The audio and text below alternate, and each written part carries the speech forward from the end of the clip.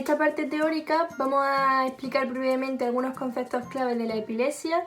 También vamos a hablar de algunas causas y los tipos y de las manifestaciones clínicas.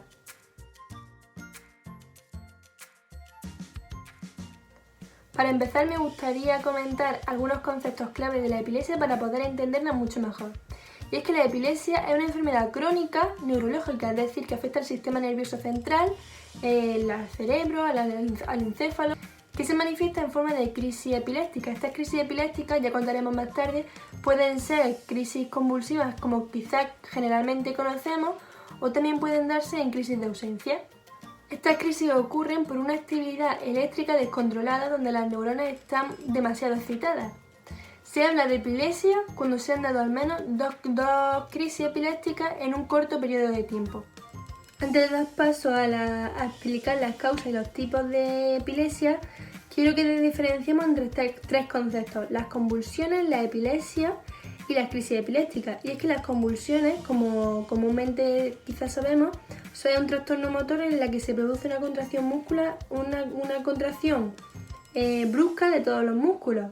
Esto puede estar provocado por fiebre alta, por algún trastorno en la cabeza, por algún medicamento, y también puede estar provocado por la epilepsia. ¿Con esto qué quiero decir? Que una manifestación clínica de la epilepsia efectivamente son las convulsiones, pero no siempre que hay una convulsión hay epilepsia, puede estar provocado por alguna otra causa. La epilepsia quizá podemos definirlo como el nombre que se le pone al conjunto de síntomas que explicaremos después. No solo está formado por convulsiones, sino también por otras manifestaciones clínicas que también explicaremos. Y por último, la crisis epiléptica es una manifestación clínica de la epilepsia en la que, según el tipo de epilepsia que tenga, así serán tus crisis epilépticas.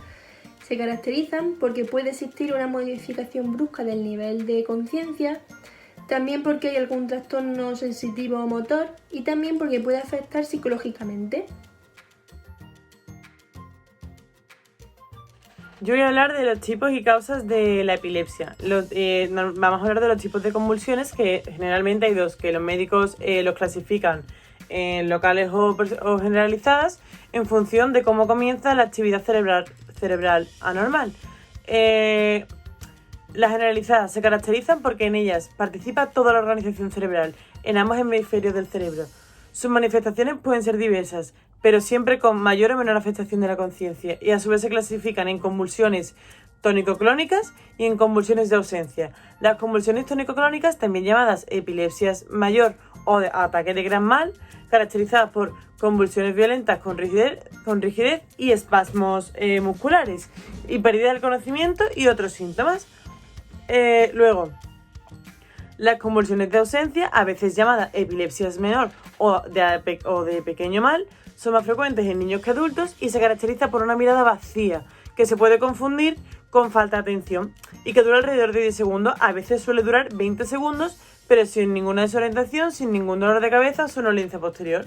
Los signos y síntomas de esta crisis de ausencia son los siguientes: interrupción repentina de un movimiento sin caerte, fricción de los dedos, aleteo de los párpados, movimientos de masticación, chasquido de labios y pequeños movimientos con ambas manos. Luego vamos a hablar de las locales. Las locales, la participación cerebral es local y la conciencia está respetada. Sus manifestaciones van a depender del área afectada. Pueden progresar a crisis parciales complejas con alteración de la conciencia o pueden transformarse en crisis generalizadas.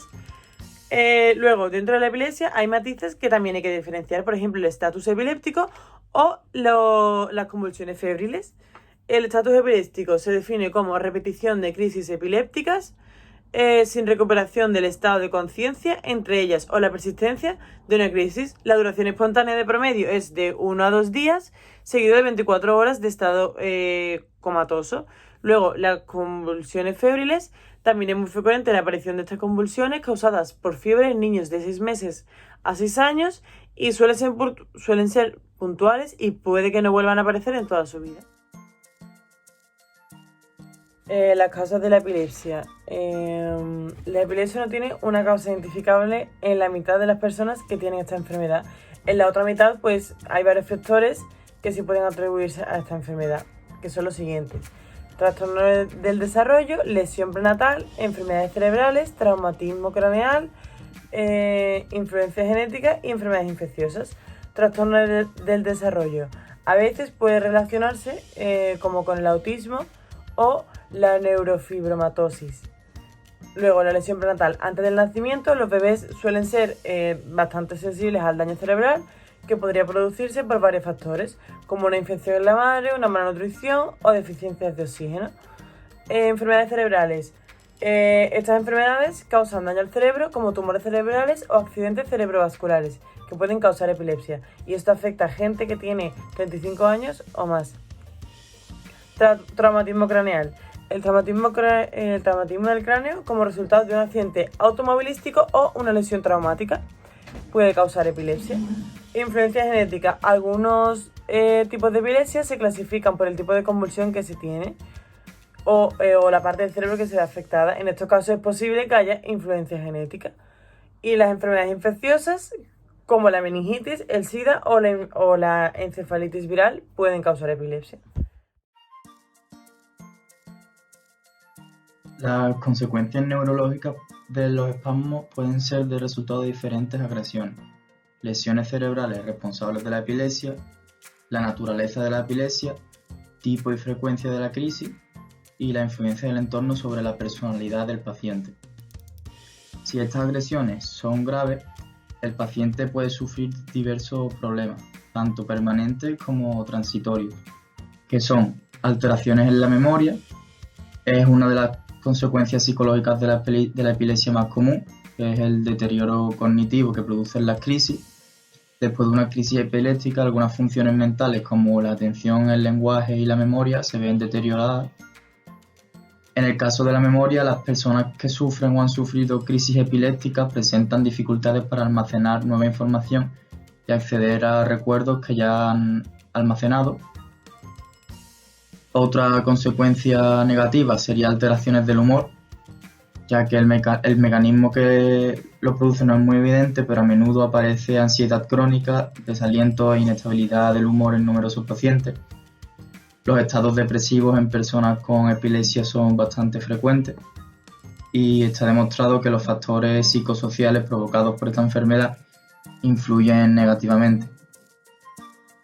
Es muy común que las personas con este tipo de alteración neurológica lleguen a presentar algún tipo de trastorno debido a la crisis que sufren de manera frecuente y sobre todo debido a que carecen totalmente de control sobre ellos, lo cual los hace sentirse más inseguros y vulnerables. Otra consecuencia negativa sería la alteración de la capacidad intelectual, que pueden existir alteraciones tanto si se evalúan mediante exámenes psicométricos que producen el rendimiento cotidiano de los pacientes. La lentitud de los pacientes con epilepsia, lentitud de expresión verbal y motora más que de pensamiento, suele ser muy habitual. Y las alteraciones evolutivas de esta enfermedad pueden, en último caso, conducir mediante procesos diversos a un estado de aspecto demencial que afecta al 6 o 10% de los enfermos. Por último, la última consecuencia negativa que apreciaríamos sería la alteración del comportamiento. Las alteraciones del comportamiento se encuentran en todas las edades y tienen múltiples razones. La participación de las lesiones cerebrales no es despreciable. Suele ser manifestaciones habituales en las epilepsias que suceden en los traumatismos craneales graves.